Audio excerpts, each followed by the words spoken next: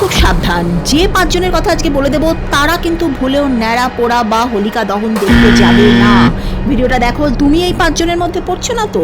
1, তোমার যদি নতুন বিয়ে হয়ে থাকে। 2, বাড়িতে যদি নতুন বাচ্চা জন্ম হয়ে থাকে। 3, গর্ভবতী মেয়েরা। 4, ওই সময় যদি পিরিয়ডস হয়ে থাকে। 5, এক সন্তানের মা বাবারা। 6, শাশুড়ি বউ।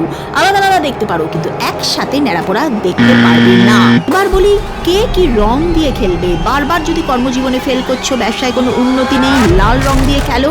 লাল সূর্য প্লাস মঙ্গলকে শক্তিশালী করবে।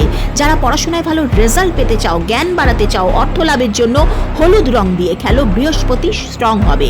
ক্যারিয়ার ও কমিউনিকেশন বাড়াবার জন্য সবুজ রং বুধকে স্ট্রং করে। ভালোবাসায় চিট হয়েছো, প্রেমে ভালো ফল পেতে চাও, শুক্র গ্রহকে উন্নতি করার জন্য গোলাপি রং দিয়ে খেলো। শনি সাথে যাদের চলছে তারা নীল রং ব্যবহার করো। হোলির দিন সূর্যোদয়ের সময় তামার পাত্রে জল দিয়ে ওম সূর্যায় নমঃ বলে সূর্যকে যে অর্পণ করবে তার কিন্তু যে কোনো ইচ্ছে পূর্ণ হবে। তবে ওই তামার পাত্রের মধ্যে কোনো একটা স্পেসিফিক রং যদি মিশিয়ে দাও, তোমার 100% সেই ইচ্ছে পূর্ণ হবে। সুতরাং তোমার রাশিটা আমাকে কমেন্টস করো, আমি সেই অনুযায়ী কোন রং মেশাতে হবে সেটা বলে দেবো। জয় শ্রীকৃষ্ণ।